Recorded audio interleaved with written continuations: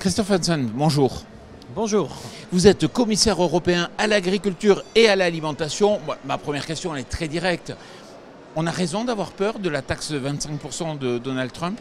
On doit s'en méfier. En tout cas, effectivement, on a déjà de l'expérience dans ces pratiques-là.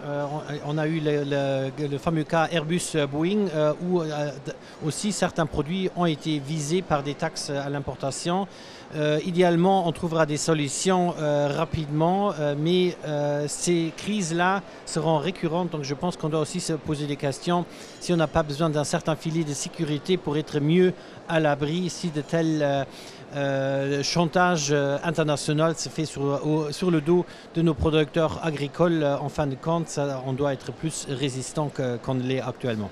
C'est vrai que depuis l'élection de Donald Trump, le monde a changé. C'est-à-dire que on n'est plus sur l'impulsivité, on n'est plus sur l'intimidation, on est plus peut-être sur des pas de temps qui sont beaucoup plus courts. En quoi la Commission va changer pour être justement aussi réactive ? On est effectivement submergé par les politiques et les propos de Donald Trump et c'est aussi une stratégie qui est derrière. Je pense que ce qui est très important, c'est d'avoir une ligne en tête et d'aller dans cette ligne et de ne pas se laisser trop distraire par ces manœuvres. Je pense que cette clarté doit rester parce que c'est exactement ce qu'il a comme intention, c'est de nous diviser en tant qu'État membre et je pense qu'on est très fort quand il y a cette unité, mais quand cette unité est mise à l'épreuve, on devient très faible et ça, il ne faut pas se le perdre et c'est pour ça que je pense que ce mécanisme d'unité qui est aussi partie intégrante de la vision sur le futur de l'agriculture et de l'alimentation est essentiel pour justement ne pas donner l'opportunité de faire cette pratique d'extorsion sur le dos des agriculteurs. Alors, il y a un sujet qui nous inquiète beaucoup en France, c'est le fait que, vous le savez, il y a beaucoup d'importations d'engrais russes en France qui arrivent, qui posent un vrai problème en matière de souveraineté et de dépendance, puisque, on le sait, 7% en fait du chiffre d'affaires des exports d'engrais russes servent à financer l'effort de guerre. D'un autre côté, nous, l'Europe, on appuie financièrement l'Ukraine. Aujourd'hui, rentrent en Europe des engrais venant de Russie. Ça a progressé de 80% avant le conflit et 2 ans après le conflit. Est-ce que, et je crois savoir que vous aviez un texte justement à proposer au Parlement pour taxer les engrais russes. Où en est-on ?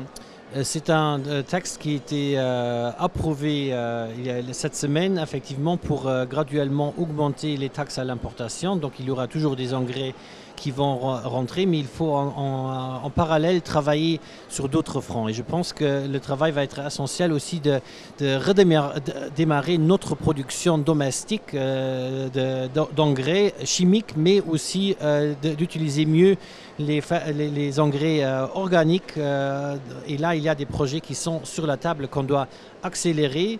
En même temps, je pense qu'il est essentiel de voir aussi sur d'autres marchés comment on peut s'approvisionner davantage en engrais.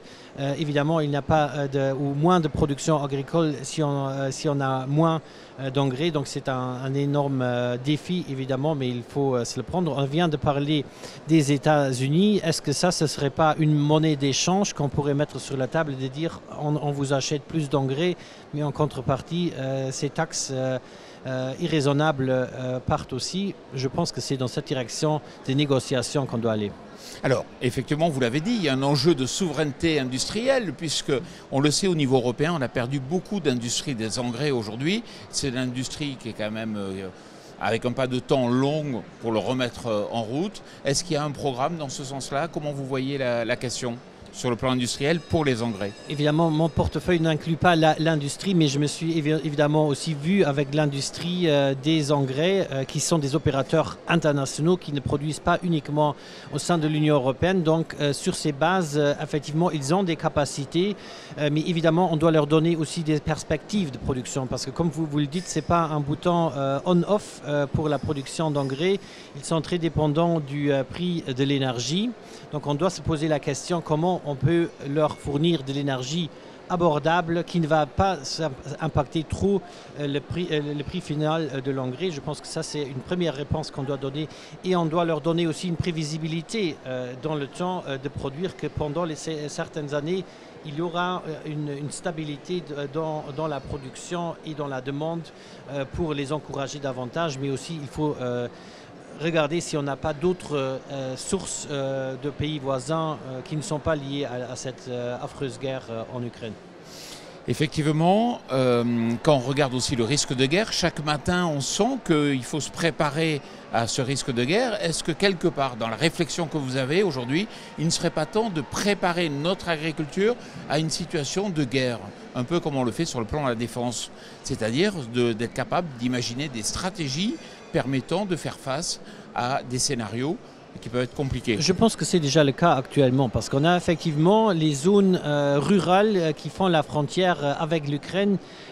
Il faut maintenir de l'activité agricole et alimentaire dans ces régions-là, parce que prenons par exemple la Finlande, ils ont 1340 km en commun avec la Russie. S'il n'y avait pas de l'agriculture ou de la sylviculture dans ces régions rurales, la Russie serait déjà passée au-dessus. C'est très clair. La même chose dans d'autres régions frontalières. Je pense que ce développement rural est le deuxième pilier de la politique agricole commune, contribue déjà énormément. Ensuite, évidemment, il faut aussi avoir une souveraineté alimentaire. Donc, on produit suffisamment. Évidemment, certains produits, les épices, le café, on va toujours devoir l'importer. Mais il y a d'autres produits où on est trop dépendant, où on ne veut pas devenir davantage dépendant. Donc c'est essentiel de maintenir une agriculture productive dans toutes nos régions agricoles européennes, parce que ça va être le grand défi. On a une énorme perte d'exploitation. Dans ces dernières 10 années, on a perdu 3 millions d'exploitations au sein de l'Union européenne.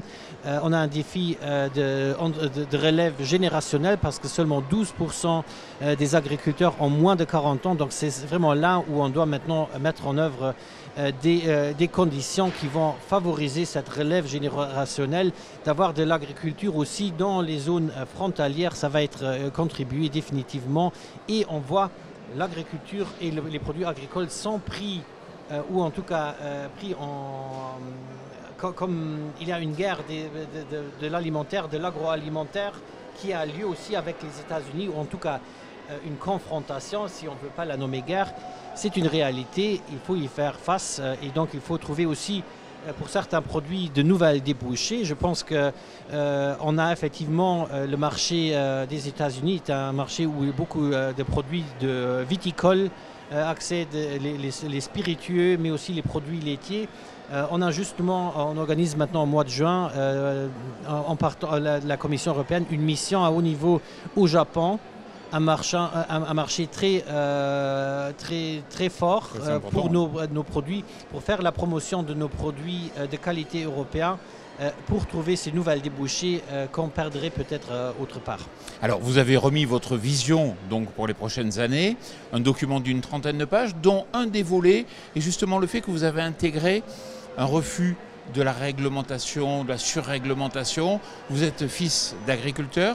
Vous comprenez le sentiment aujourd'hui des agriculteurs qui trouvent qu'il y a trop de contraintes, trop de réglementation ? Je le comprends tout à fait. D'ailleurs, il y a un an d'ici, les agriculteurs sont sortis dans les rues pour manifester aussi contre des pressions qui ne sont pas légitimes, et en tout cas qui sont pas justes. Et là, on a travaillé dessus. Après 2 semaines de mon mandat, j'ai fait 2 propositions pour justement renforcer la position des agriculteurs dans la chaîne alimentaire, pour qu'ils aient des contrats écrits, pour qu'ils se regroupent davantage dans les organisations de producteurs, et qu'ils sont mieux protégés de pratiques commerciales déloyales. Donc on adresse le côté prix. On doit travailler sur la simplification administrative, parce qu'il y a des charges énormes, pas seulement de la politique agricole commune, mais je vais faire un premier paquet de simplification qui sera délivré maintenant au mois d'avril probablement, mais je dois aussi travailler très étroitement avec les collègues en charge de la santé, de l'environnement, du climat, pour trouver un deuxième paquet en fin d'année, parce qu'il y a beaucoup de demandes de reporting, de déclarations, qui ne contribuent pas à plus d'écologie, etc. Si ce n'est pas utile, alors pourquoi le faire? Les agriculteurs veulent être sur leur champ avec leurs animaux, produire et ne pas être derrière des ordinateurs pour remplir des formulaires. Et là, on va devoir livrer. Ça va être difficile, mais je viens du milieu agricole que je connais bien. Je connais les belles facettes, mais je connais aussi les facettes qui sont très, très difficiles. Ensuite, évidemment, quand on parle de subvention, cet argent-là doit aussi venir au moment et en temps utile. Là, évidemment, ce sont les administrations nationales, mais je sais très bien comment c'est. Si vos subventions arrivent 3-4 mois en retard, votre banque ne vous pardonnera pas. Et ça aussi, les administrations nationales ont leur contribution à faire dans tout ça aussi. Toute dernière question, si vous pouvez répondre de façon courte. Dans le cadre de la prochaine PAC aujourd'hui, qu'est-ce qu'on peut en attendre? Non seulement de l'environnement, mais aussi de la souveraineté? Je pense que la PAC doit être prévisible pour donner suffisamment aussi de sécurité à l'investissement, parce que sans investissement, on n'aura pas de progrès, on n'aura pas de compétitivité et on n'aura pas une meilleure protection de l'environnement. On doit mettre et être capable de financer de nouvelles technologies sur le territoire qui vont faciliter la vie des agriculteurs et agricultrices, mais qui en même temps les rendent plus compétitives. Ça va être le grand défi. On ne va pas changer tout de la PAC actuelle. Je pense que ce serait une erreur parce que ça ne va pas donner cette prévisibilité, mais on doit quand même fixer certaines choses qui ne fonctionnent pas idéalement. Et c'est ça le grand défi, de trouver la balance entre le progrès et de garder ce qui est essentiel pour que notre production agricultrice soit maintenue dans tous les territoires européens. Christophe Hansen, merci beaucoup. Merci beaucoup.